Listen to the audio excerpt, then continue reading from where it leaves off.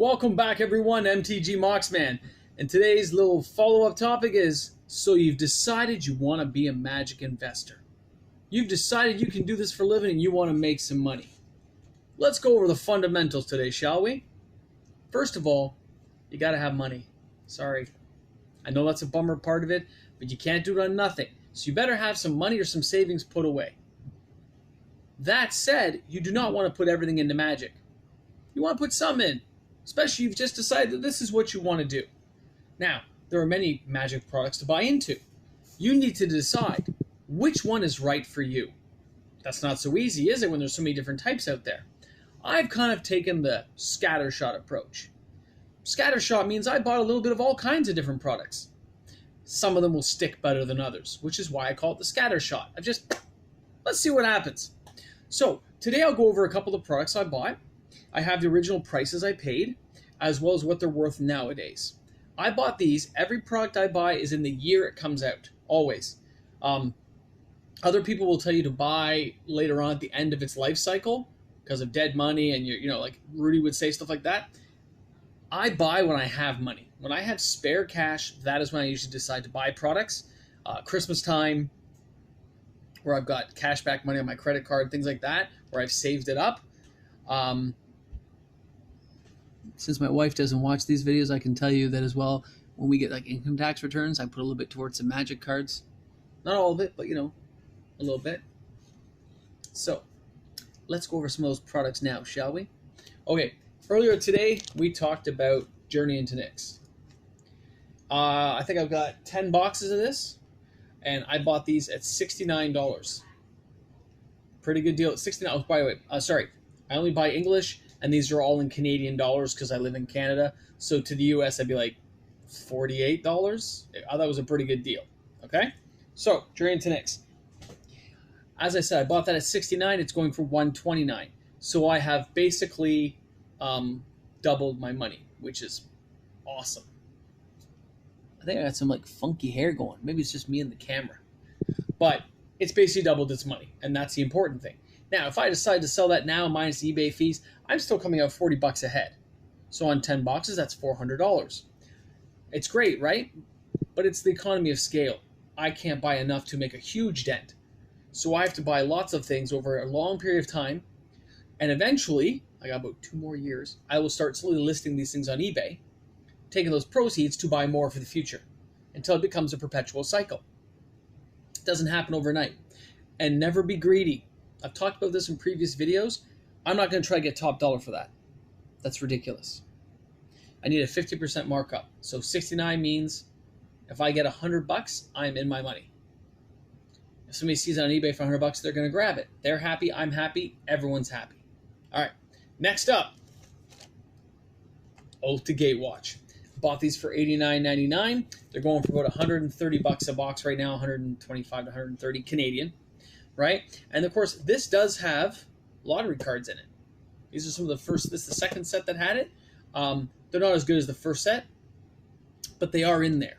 And there are other great cards in here, such as, Ulamog of the Ceaseless Hunger. There's some other good cards in here that people still want for their sets.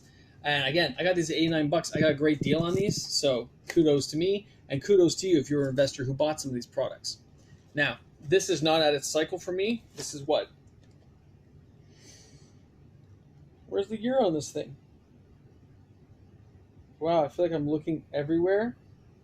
Oh, 2016. This is only 3 years in, coming up on 4. I still have 4 more years to wait before I can sell one of these. Because it's a 5 to 7 year life cycle. 4 more years, as they would say in the US for their president. 4 more years. So we got time, okay? So this one here is still going to be back on the shelf, but it's already making profit now. And again, I have about 6 of those. So again, see, everybody talk about economy of scale. It's not as many as I'd like, but it is some. All right. Battle for Zendikar. First time they brought back the lottery cards, and the first time they brought back Full Art Land. These were like, when this first came out, people were like gobbling these things up. Okay, now what I find weird is this is finally going up in price too. I think this is, almost $200 a box now, right? But what gets me is, the fat packs for Battle for Zendikar, which I have a whole bunch over there. Those are far more rare if you actually break it down because there's only 150,000 made. Way rare. There's my famous yawn of you. For those who don't know it, that's my yawn. But this one here, I'll be honest, I paid $109 a box. This is when the prices started to climb. This is what, 2015? 2015. But Magic prices were just starting to climb past that $100 mark because the Canadian dollar was doing badly. So I paid more for these. I got about 10 boxes of these. But I was still happy, I was still good, and I knew I was going to be sitting on it. This is almost 5 years in. This has only got 3 years left before I will start slipping 1 or 2 at a time in a very slow fashion on eBay. Again, I'm not greedy. I will look for just some profit and then sell it off. Take the profit, half goes back into Magic, half goes into my retirement. So, great way to invest is to buy knowing what your goals are and being able to sit on it for a long period of time. Box number 2. Now, odd stuff. Building kits. When these come out, they're usually like $19.99. They're very inexpensive. Sometimes, around Christmas, you can get these on sale for 13, 14 bucks. So when you look at this and you say, wow, it's only got 4 boosters. What are the booster packs inside? The old ones have World Wake in them. There is good stuff. Here's what, this is the 2013? 2013? 2012. 2012. So this one's 7 years old. Now, I don't think these are worth a lot of money. The boxes are beautiful inside. It's great artwork. But no matter what, they will make me money over time. And that's the key, guys. You have to be able to go in as an investor. Investing means you don't sell. You hold on for a very long period of time. Years, decades. It's an investment. You're not planning on putting this into the market 2 years from now, trying to flip an extra 20 bucks. You are hoping Magic stays vibrant. You're hoping that it carries on its way. And you're hoping you get to make some okay money. Now, imagine this.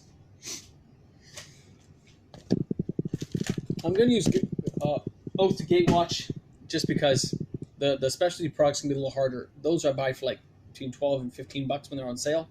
And I sit on them. They basically won't even double their money in 10 years, but they're very cheap. So I don't mind doling those out and making like 10 bucks each. Okay? So just like 50% markups.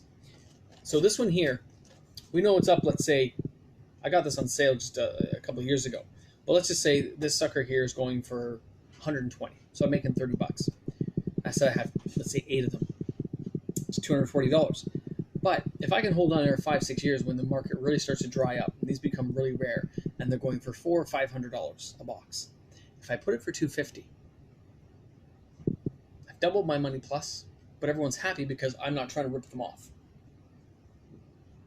But depending on how you look at it as an investor, you still are. It cost $89 when I bought it. But your time has to be worth something.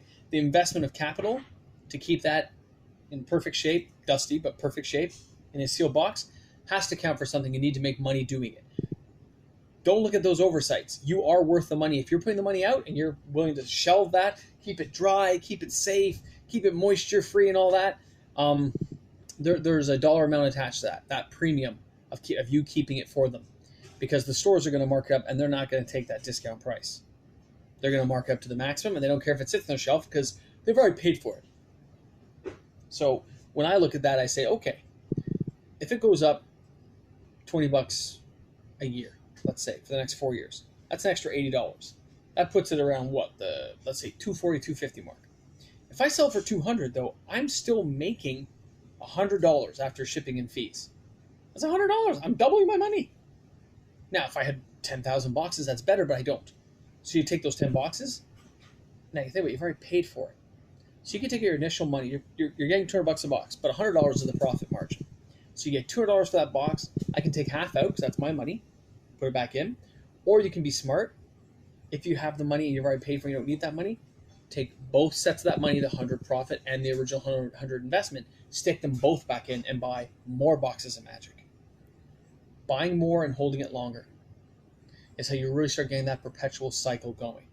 And when you see a good deal, you can never sit and wait on it. And that is key. When I bought the Alpha Time Twister, some of you guys who've watched the videos and know, go back and watch it if you haven't seen it. When I bought the Alpha Time Twister last Christmas, I paid $2,500 for that. And I was offered an immediate $500 bonus return that same weekend from a local store here in Toronto. The person who sold it obviously didn't know their market. But I look at that and I say, you know what? I can make a lot more money in a longer run. I've already paid for it now. I was initially thinking it because I was very tight on money, but I stuck it out. I've now paid for it.